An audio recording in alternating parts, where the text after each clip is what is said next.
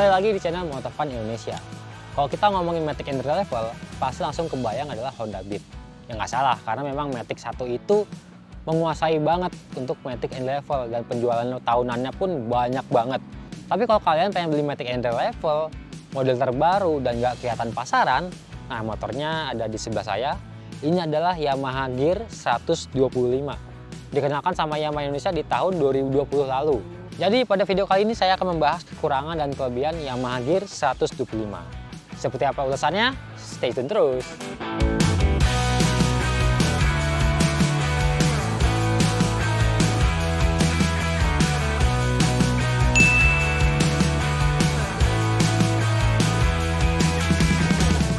Nah, kita bahas sebulan yang pertama, kita langsung ngomongin mesinnya. Jadi mesinnya ini berbeda dengan Matic murah Yamaha lainnya. Dia sudah pakai SMG, Smart Motor Generator. Jadi generasi mesin terbaru ini sama dengan yang dipakai sama Yamaha Frigo. Walaupun untuk diameter piston dan langkah pistonnya masih sama kayak mesin dari Mio M3 ataupun Mio S. Tapi dengan kehadiran SMG, motor ini bisa dilengkapi dengan fitur SSS atau Stop Start System. Jadi buat menambah efisiensi bahan bakar. Kalau kalian belinya Yamaha Gear yang S version, kalau yang versi standar fitur itu nggak ada. Nah, kalau ngomongin karakter mesin, untuk motor ini tarikan bawahnya cukup responsif. Jadi kalau untuk penggunaan di dalam kota, tarik-tarikannya dia juga enteng banget, stop and go, asik. Walaupun di bagian tengah nih agak sedikit kosong sebelum di atasnya dia berasa lebih ngejambak lagi. Tapi secara keseluruhan buat harian ini lebih dari cukup, dan buat melewati jalan tanjakan-tanjakan, motor ini tenaganya juga ngisi terus sih, nggak ada dropnya.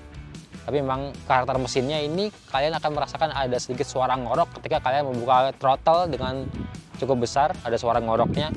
Tapi itu bukan suatu masalah besar.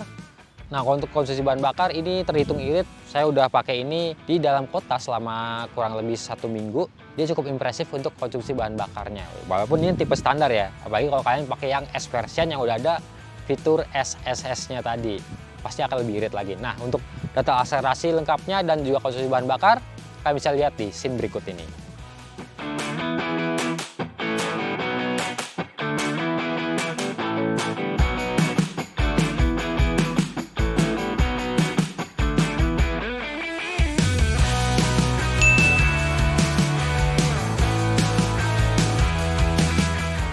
Keunggulan yang kedua dari Yamaha Gear, motor ini fungsional banget, memang diciptakan untuk multifungsi ya. Yang pertama kalian bisa lihat dia punya rak depan yang ukurannya juga besar dan ini dalam. Kemudian ada power outlet juga di dalamnya, jadi bisa ngisi baterai handphone. Kemudian motor ini punya 2 buah gantungan barang di depan ini yang bisa dilipat-lipat dan di ujung jok depan. Kemudian dia udah ada parking brake lock. Ini ciri khasnya Yamaha. Cara makainya juga gampang banget, ini fungsional banget. Lalu udah ada lampu hazardnya, standar Matic Yamaha terbaru udah ada lampu hazard. Untuk versi S version udah ada stop start system seperti yang saya bahas tadi. Kemudian kunci kontak sudah pakai pengaman magnet, dan untuk S version akan ada tambahan remote sebagai alarm. Terus yang saya kagum, Yamaha memikirkan motor ini supaya nyaman dipakai untuk boncengan sama anak-anak. Jadi Yamaha membuat deck di bagian belakang ini lebih naik supaya kaki anak-anak bisa berpijak ke bagian ini. Jadi kalau lagi berboncengan sama anak buat ngantar sekolah, kakinya nggak akan sampai ngegantung ataupun ngampleng-ngampleng. Nah, itu malah bahaya. Jadi kalau pakai Gear 125, kaki anak-anak akan lebih aman. Terus bagasinya juga lumayan luas, walaupun nggak bisa masuk helm.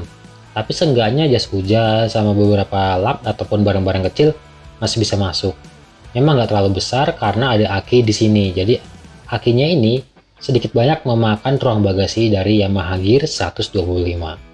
Jadi karena Yamaha membuat motor ini multifungsi, jadi terdapat beberapa molding. Kalian bisa lihat di bagian depan sini, bodinya tuh bodi kasarnya lebih tebel, dan juga di bagian bawah bahkan Yamaha menuliskan side protection di sini, yang artinya kalau terjadi benturan bagian ini tidak akan mempengaruhi tampilan karena ini pakai bodi kasar, bukan bodi halus yang dilapis cat.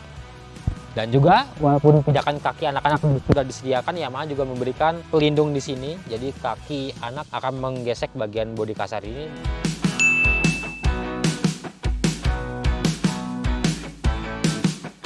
Nah, keunggulan ketiga, ini desainnya menurut saya tuh fresh banget. Jadi tidak seperti Mio S yang basisnya dari Yamaha Mio M3, cuman bedain lampu depan doang. Kalau Yamaha Gear ini benar-benar fresh, desainnya full baru.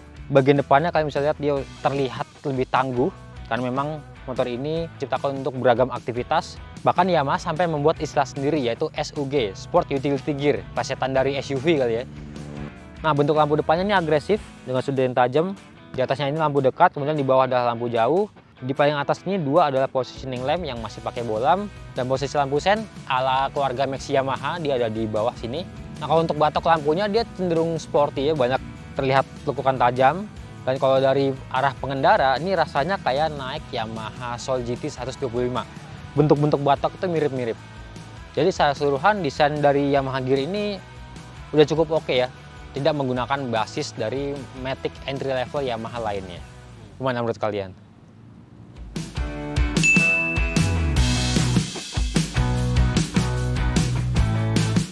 Nah, yang keempat, ini salah satu yang saya suka, bobot motornya tuh enteng banget.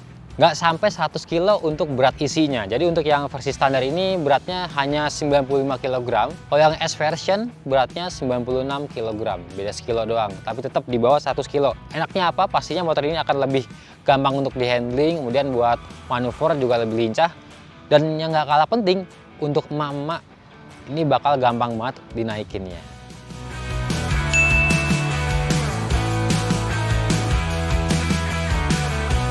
Nah, yang berikut, dia menawarkan posisi duduk yang nyaman. Buat saya tingginya 172 cm.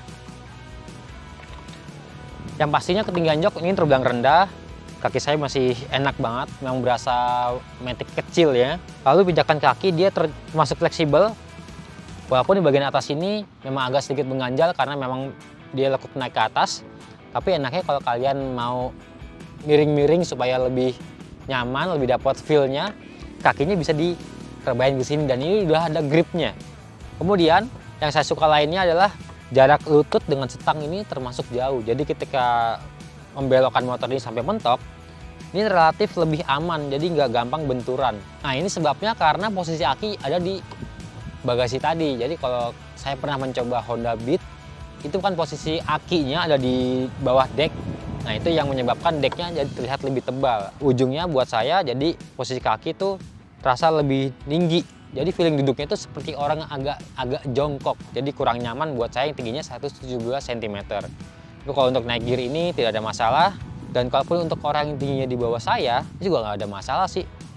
Posisi joknya rendah, bobotnya enteng, kurang apa lagi. Ini udah enak banget untuk posisi riding. Nah, mumpung masih membahas posisi riding, ada kaitannya dengan kenyamanan.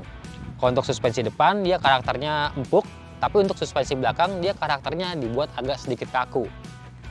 Kayaknya nih supaya motor ini tidak terlalu ambles ketika dibawa untuk membawa beban yang berat ataupun berboncengan.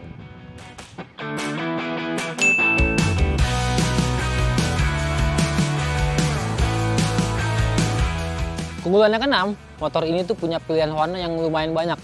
Totalnya ada 7. Jadi untuk S version atau varian yang teratasnya dia ada 2 warna aja, yaitu Prestige Silver dan juga warna merah Dove.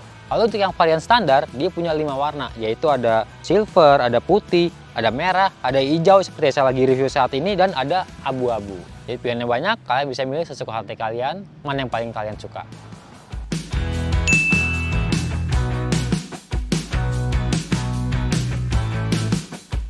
Nah, keunggulan yang terakhir, ini harganya cukup terjangkau, yaitu untuk versi standar seperti yang saya review saat ini, dia cuma 16,75 juta on road Jakarta. Lalu untuk yang S version, dia ada ketambahan fitur stop start system, kemudian ada remote untuk alarm. Dia dijual dengan angka 17,5 juta, artinya ada selisih sekitar 750.000 antara varian standar dengan varian yang S version.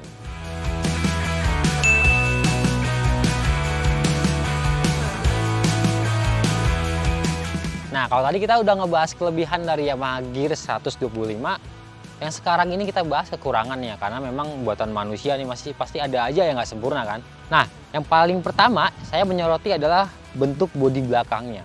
Kalau kalian lihat bagian depan itu udah kelihatan tangguh, gagah, bentuknya keren, sporty, masih masuk lah ke selera orang Indonesia kebanyakan. Cuman untuk bodi belakangnya ini agak-agak nggak nyambung sama bagian bodi depannya. Jadi kalau di bagian depan tadi lebih banyak sudut-sudutnya, di bagian belakang ini cenderung agak ngebulet, apalagi ngeliat lampu belakangnya yang justru bagian yang menonjol ke belakang itu di bagian bawah ini nih. Jadi lampunya tuh seperti miring ke bawah dan itu membuatnya jadi kelihatan agak sedikit aneh. Ya kalian pastinya butuh waktu untuk bisa menerima bagian belakang ini. Kalau saya sih agak kurang serk ya, tapi nggak tahu kalau untuk kalian, karena desain ini pastinya selera.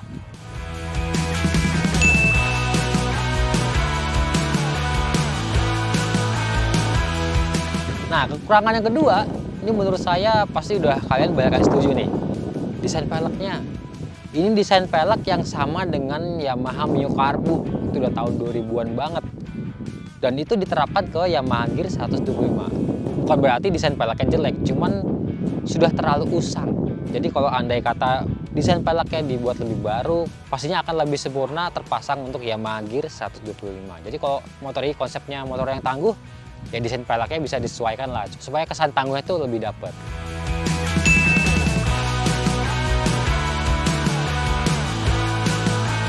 Nah, kalau tadi motor ini saya bilang nyaman karena bisa menampung dan proper buat saya pakai dengan postur saya 172 cm.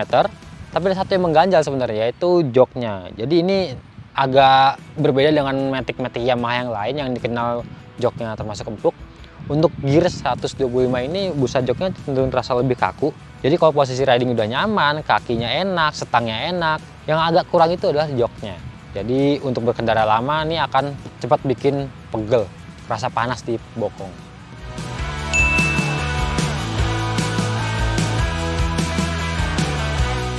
Nah yang terakhir, kelemahan atau kekurangan dari Yamaha Gear 125 yang saya rasakan adalah speedometernya. Bukan dari bentuk ataupun penampilannya, kalau itu saya nggak ada masalah karena udah cukup atraktif. Penunjuk angka-angkanya dengan pakai warna hijau ini cerah banget kelihatan. Lalu jarum speedometer dan fuel meter juga warna oranye tuh kelihatan banget. Yang jadi masalah adalah cahaya lampu sen ketika kalian lagi pakai di riding di siang hari seperti saat ini nggak terlalu kelihatan, cenderung redup warna hijaunya. Dan apalagi ditambah kalau mataharinya lagi terik-teriknya di atas kepala, itu speedometer akan banyak pantulan-pantulan cahaya. Ke depan indikator lampu sen itu juga akan terlalu kelihatan.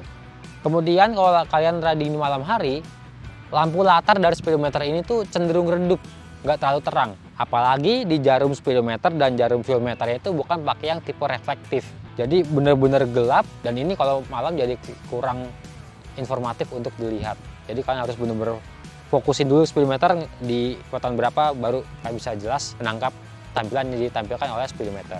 Tapi untungnya dia udah ada eco indikator yang jelas terbaca di beragam kondisi, mau siang mau malam, eco indikatornya kelihatan banget. Lalu informasi lain-lainnya seperti lampu jauh dan cek engine itu nggak ada masalah sama sekali. Itu dia tadi 4 kelemahan dari Yamaha Gear 125. Oke teman-teman, sekian video kali ini yang membahas Yamaha Gear 125. Jangan lupa di like, di komen, di subscribe channel Motovun Indonesia dan tunggu video kami selanjutnya.